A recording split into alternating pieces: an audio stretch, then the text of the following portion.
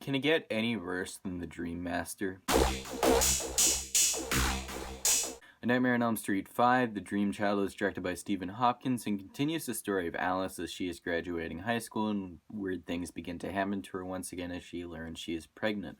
So I'm not sure whether my expectations were just set really low coming off of The Dream Master, but I ended up not minding this movie. It's not as bad as the last film. Well, don't get me wrong, this is still a bad film, it's just not as horrible as the last one.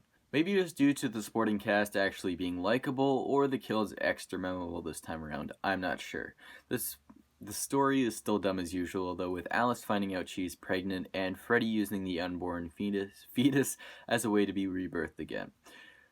This movie also delves into Freddy's lore, and Amanda Kruger plays a key role in defeating him, and that really hinders the finale to this film as it gets so caught up with its lore that it just ends up becoming quite confusing and stupid. Apart from the story and the overall ridiculousness of some scenes/dialogue, I did enjoy some aspects of this film.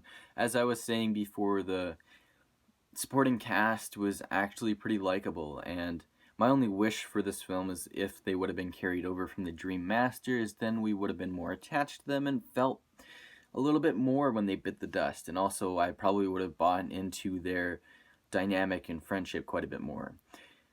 And it also would have excluded scenes where one friend doesn't believe Alice that Freddy is returned, and it's just kind of frustrating as unless these three individuals coincidentally didn't go to Springwood High like whenever the Dream Master took place, then there should be no reason for them not believing Alice as she went through some shit. And it's just dumb stuff like that that really hold this movie back from being good. Now, where the meat and potatoes come from in this film are the death scenes, and boy are they good. Probably some of the most memorable to come out of this series, next to like the Dream Warriors. And I don't mean to spoil them, I'll just describe them vaguely, as I can name them off the top of my head. First off, there's the Ghost Rider death scene, chick getting stuffed, and of course, by far my favorite, the comic book death scene, which is just so good. It is goofy in nature, but stylistically it's pretty cool. It's just a shame how muddled this story gets. That, like I was saying before, it holds this movie back from being pretty good and actually being one of the best in the series. And I don't really see myself rewatching this all too much, and that is due to the story. So I don't know how much I can recommend this movie, other than if you're wanting to see some crazy kills and have a good time, then by all means have at her. But with that being said, A Nightmare on Elm Street 5, The Dream Child gets a 5 out of 10.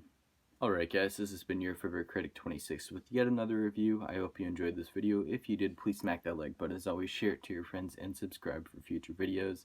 My next review will be of Freddy's Dead, The Final Nightmare, so look out for that in a couple days. And yeah, we're preparing for Halloween. We're getting into the heat of it, so prepare for some more awesome Halloween movie reviews.